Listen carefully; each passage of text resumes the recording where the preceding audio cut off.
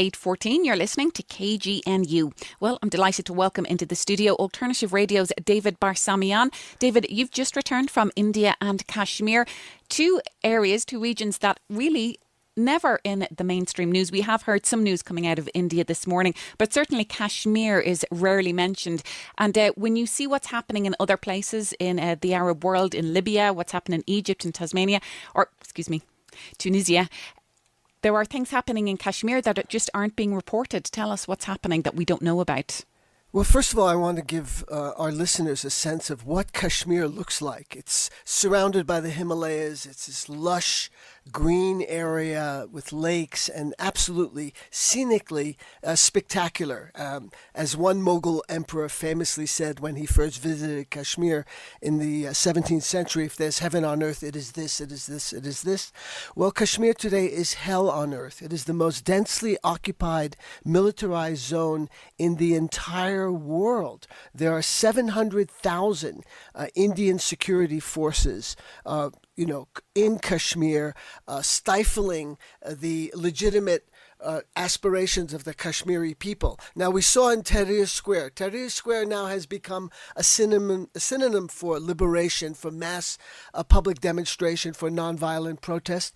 Tahrir Squares have been happening in Kashmir for the last several years and have gone completely unnoticed. I mean, it's rather remarkable. And why is that? 1 million Kashmiris turned out in just a couple of years ago in a population of 7 million.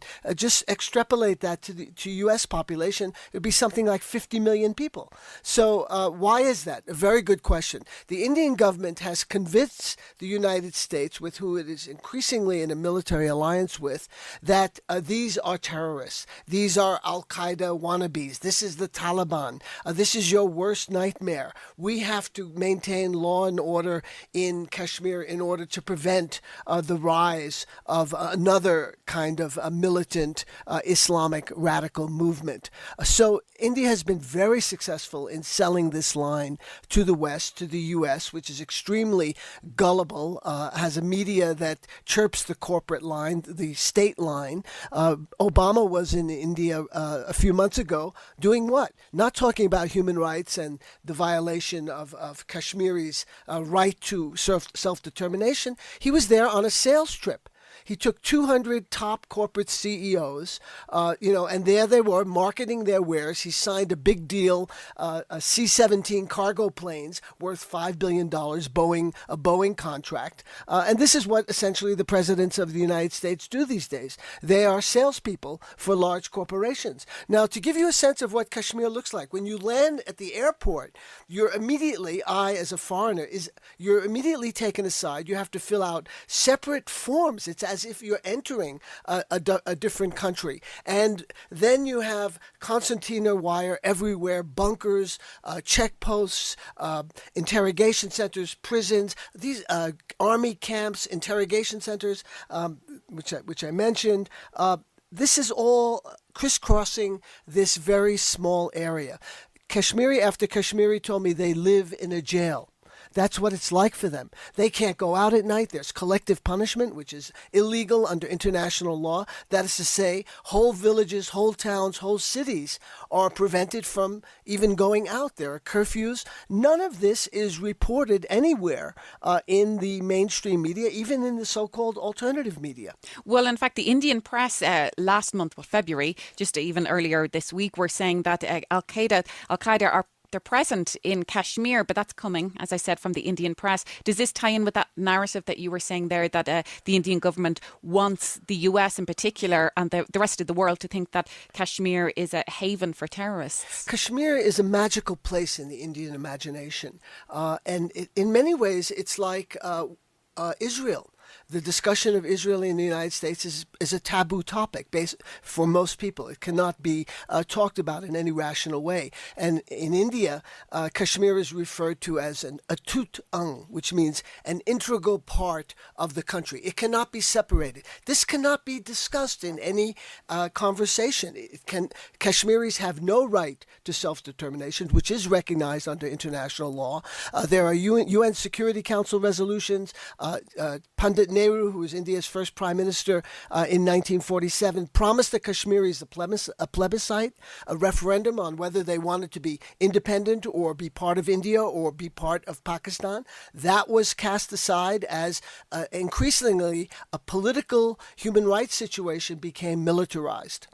So what is the future for Kashmiris given this situation and given the lack of attention coming from outside and awareness of what's happening there? It's very grim, but every person I talked to was inspired by what happened in Egypt, is inspired by what is happening in other states like Libya, where you have, for 40 years, you have a dictatorship. So if people are saying, if it can happen there, it can happen here. But mind you, it's been happening in Kashmir over a period of years. And now they have, adopted much more as a tactic and a strategy, nonviolent civil disobedience. So this is going to be a huge story. The only way India can clamp down on it is with more state violence, more rapes, more extrajudicial execution, more custodial deaths. India is the leading country in the world in custodial deaths. Again, it's a story not heard about when talking about yoga and sitar music and flying carpets and Alibaba and Aladdin and the mystical East.